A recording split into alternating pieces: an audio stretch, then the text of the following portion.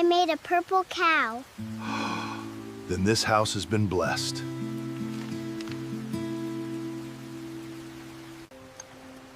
Claire sent the clip to her sister.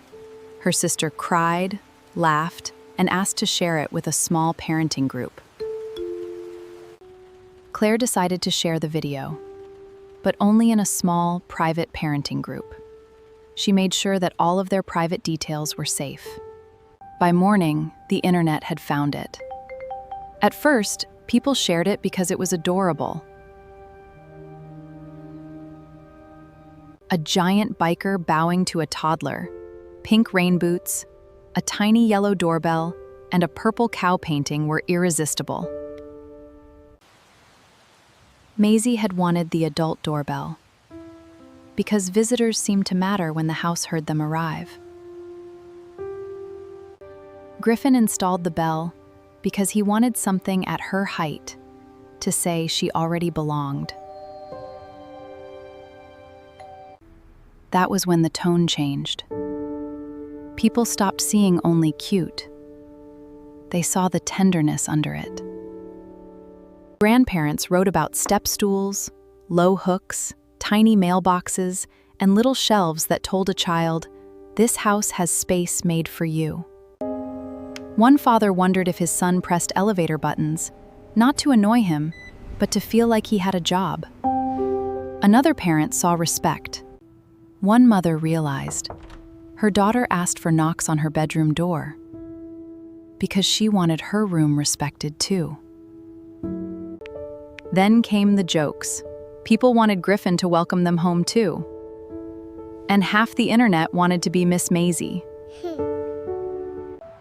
3 days later, a local reporter asked why he kept doing the full bow every time.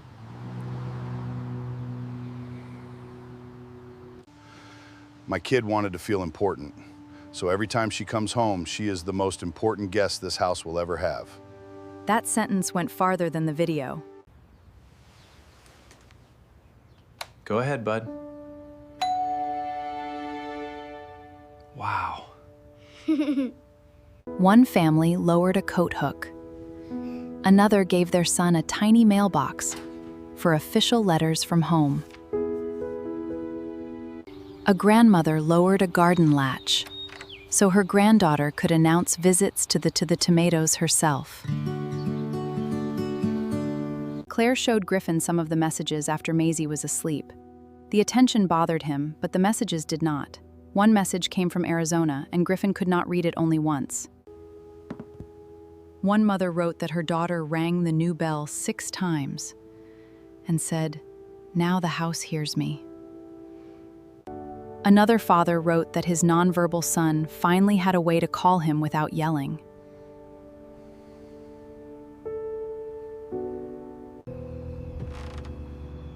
It was just plastic and wiring. It was also not just plastic and wiring. Sometimes the smallest object becomes a bridge because a child tells you, in their own language, where the gap is. Under many small questions is a deeper one. Do I matter here? Griffin had answered with a doorbell. The Iron Hollow riders teased him, of course. Caleb called as soon as he saw it.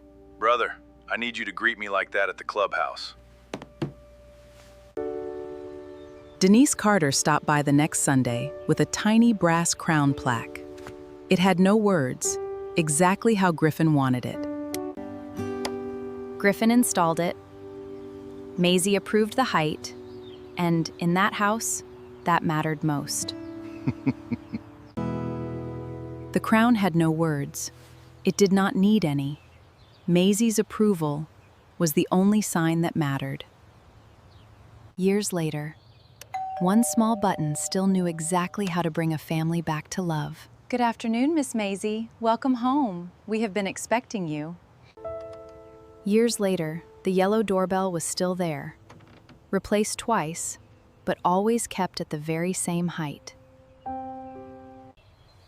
At 6, Maisie had to bend a little to press it, which made the old ritual funnier and deeper.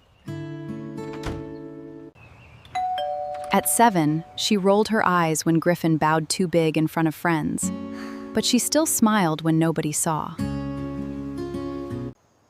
At 8, she wondered if growing up meant the little button had to disappear?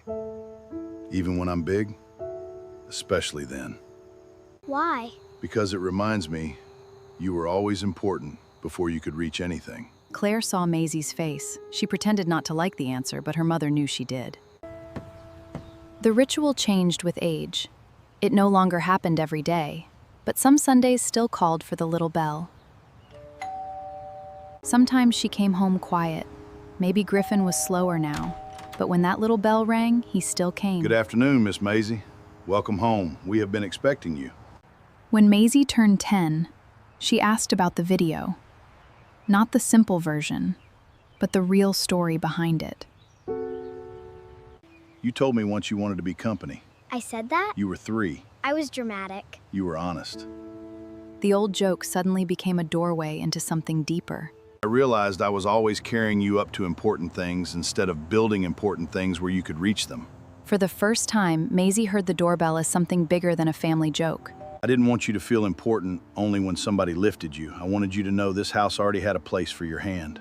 She did not understand everything, not fully, but she understood enough.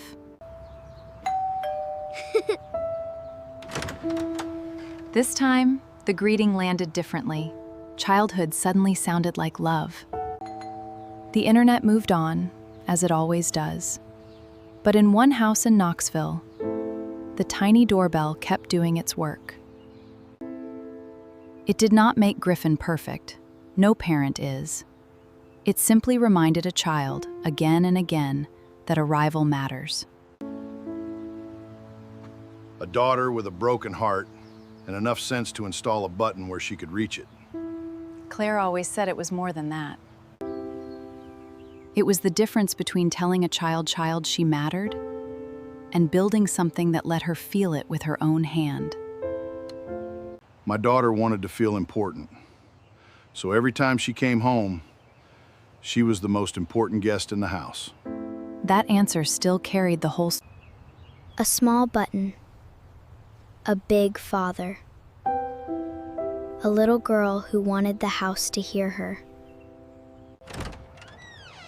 And a front door opened, like love had been waiting on the other side all along.